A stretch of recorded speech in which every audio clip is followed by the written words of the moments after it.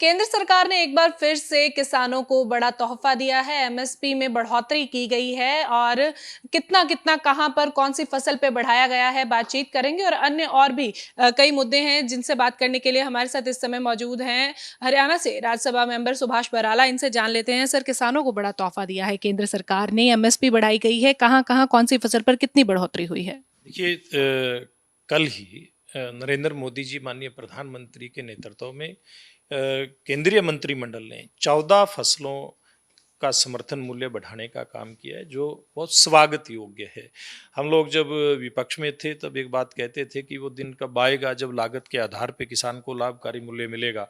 अगर मैं इस सूची को देखूं, जो पुराने रेट भी मेरे पास प्रमुख फसलों के हैं जब कांग्रेस पार्टी की सरकार इस देश के अंदर होती थी, और वर्तमान के भी हैं, तो उसमें कई कई फसलों में तो 100% से ज्यादा की बढ़ोतरी, यानी कि 2 गुना से ज्यादा भाव बहुत सारी फसलों के नरेंद्र मोदी जी ने उस समय के मुकाबले देने का काम किया है। हरियाणा की फसल की अगर हम बात करें, देखिए हरियाणा में खरीफ के सीजन के अंदर धान बोया जाता है, बाजरा बोया जाता है, कपास बोई जाती है, सूरजमुखी की फसल अभी चल रही है।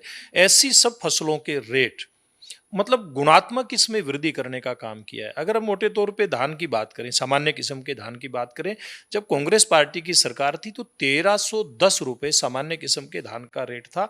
आज बढ़कर के 2300 रुपए हुआ है, जिसमें 1010 रुपए की बढ़ोतरी केवल 10 साल में।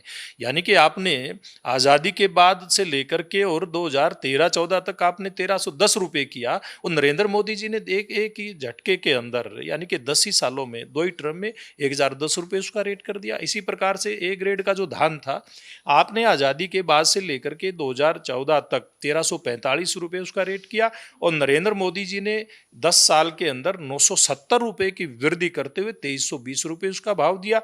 इसी प्रकार से बाजरे का भाव आपने 1947 से लेकर के अब तक, यानी कि कांग्रेस पार्टी की जब सरकार थी 2013-14 में 1250 रुपए भाव दिया। नरेंद्र मोदी जी ने इसमें डबल से भी ज्यादा 1375 रुपए बढ़ोतरी करते हुए 2625 रुपए इसका भाव देने का काम किया। इसी प्रकार से अगर कपास की बात करें, जो सामान्य रेशे की कपास है, उसका भाव आपने इतने सालों में 3700 रुपए दिया था, और नरेंद्र मोदी जी ने 10 साल में इसको बढ़ा करके 3420 रुपए की बढ़ोतरी करते हुए 7121 रुपए भाव देने का काम किया।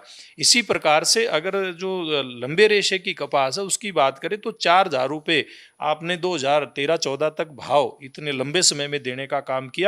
तो हमारी सरकार ने, मोदी जी ने 3521 रुपए की बढ़ोतरी करते हुए 10 सालों के अंदर 7521 रुपए भाव, ये तो मैं केवल हरियाणा के किसान की फसल की बात करता के फसल के भाव की बात करता हूं, जो मोटे तौर पर हरियाणा में बोई जाती है।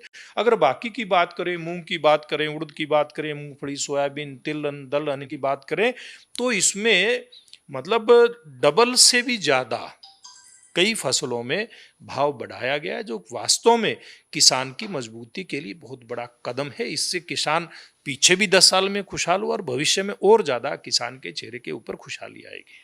कहीं न कहीं जब किसान दिल्ली कूच करना चाहते थे, अब फिलहाल हरियाणा और पंजाब के बॉर्डर्स पर बैठे हैं, तो उनकी मांग ये भी थी कि इसमें जो है बढ़ोतरी की जाए। चलो, एक मांग तो केंद्र सरकार ने मान ली है, पर मेन जो मुख्य मांग उनकी अभी भी है कि इसके लिए कानून बनाया जाए, कि सरकारें अपनी तरफ से कर रही हैं। किसान भी ये बात मानते हैं, जैसे आपने अभी बताया कि बढ़ोतरी की गई है, ज़्यादा बढ़ोतरी पिछले 10 साल में हुई है, पर इम्प्लीमेंटेशन नहीं होता है। उनका कहना है कि हम आप बता तो देते हैं कि ये फसल इतने की है और इतनी बढ़ोतरी करके इतने में मिल जाएगी, पर जब असल में मंडियों में जाते हैं, उठान होता है, उस वक्त ये उनको नहीं मिलते हैं। तो उसके लिए क्या किया गया है?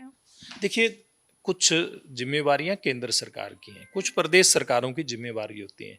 देखिए, हरियाणा प्रदेश की अगर हम बात करें, हरियाणा प्रदेश में या तो सीधी केंद्र की या प्रदेश की एजेंसी न्यूनतम समर्थन मूल्य के ऊपर किसान की फसल को खरीदती हैं। अगर कहीं कुछ फसलों में, कुछ सब्जी की और फल की जो फसलें हैं, उसमें हमारी सरकार ने भावांतर भरपाई योजना लागू की, जिसके तहत 100% किसान की जो फसलें हैं वो हमारी सरकार उसी भाव के ऊपर खरीदने का काम करती है। लेकिन पड़ोस के अंदर आम आदमी पार्टी की सरकार है, जहां पर किसान धरना दे करके बैठे हैं। अब उस सरकार की भी जिम्मेवारी बनती है, विपक्ष को ये जिम्मेवारी समझनी चाहिए कि किसान को बरगलाना तो आसान है, आप लोगों ने बरगला तो दिया पीछे। जब मोदी जी ने किसान हित में जो कानून बनाए थे, जिनको उन्होंने फिर वापिस भी लिया किसानों की मांग पर, उन्होंने इस बात का दुष्प्रचार किया कि किसानों की जमीनें छिन जाएंगी। ये कांग्रेस पार्टी प्रचार करती है। जैसे अभी लोकसभा में इन्होंने प्रचार किया कि ऐसा लोगों के मन में भ्रम पैदा कर दिया कि संविधान खत्म करेंगे नरेंद्र मोदी जी, जो कि होने वाली चीज नहीं है। सबसे ज्यादा अगर कोई सम्मान करते हैं हिंदुस्तान के राजनीतिक अगर नेतृत्व की बात करें संविधान का, बाबा साहब अम्बेडकर का, तो नरेंद्र मोदी जी करते हैं। तो कांग्रेस पार्टी केवल और केवल लोगों को, और विपक्षी लोग भी केवल बरगलाने का काम करते हैं। अब किसानों के समझ में आ गया है, और मुझे लगता है जो इस प्रकार के आंदोलनकारी हमारे किसान भाई हैं उनको भी समझना चाहिए।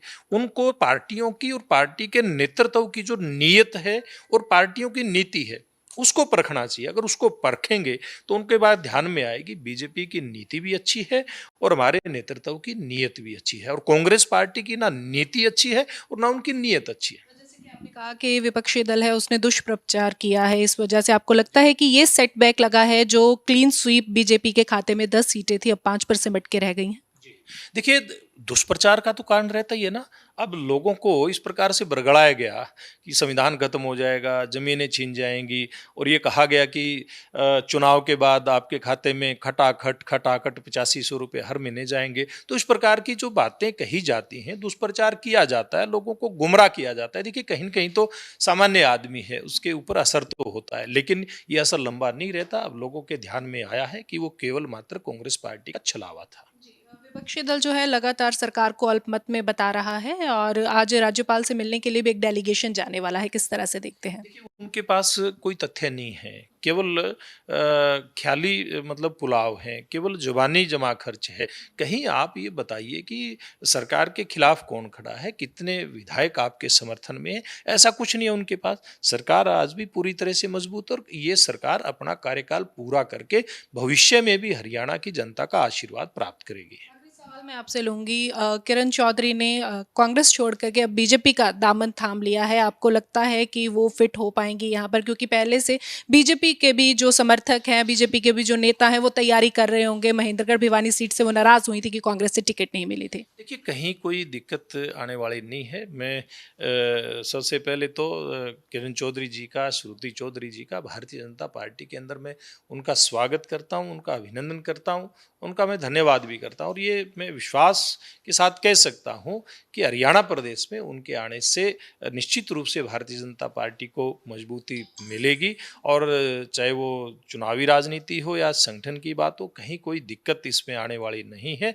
सहज रूप से वो भारतीय जनता पार्टी के अंदर शामिल हुई हैं और वो काम करेंगे। बातचीत करने के लिए तो ये थे हमारे साथ हरियाणा से राज्यसभा मेंबर सुभाष बराला, जिन्होंने किसानी मुद्दे पर साथ ही साथ बाकी राजनीतिक मुद्दों पर हमसे बात किया। साथ ही साथ इनका ये कहना है कि केंद्र सरकार की तरफ से मूल्य बढ़ा दिए गए हैं और किसान इससे खुश भी हैं, और बाकी जो बात रही इनको रेट को लागू करवाने की, वो सूबा सरकार के साथ मिलकर के करवाए जाएंगे। वीडियो जर्नलिस्ट शिवम के साथ लिविंग इंडिया के लिए चंडीगढ़ से हरसिमरत।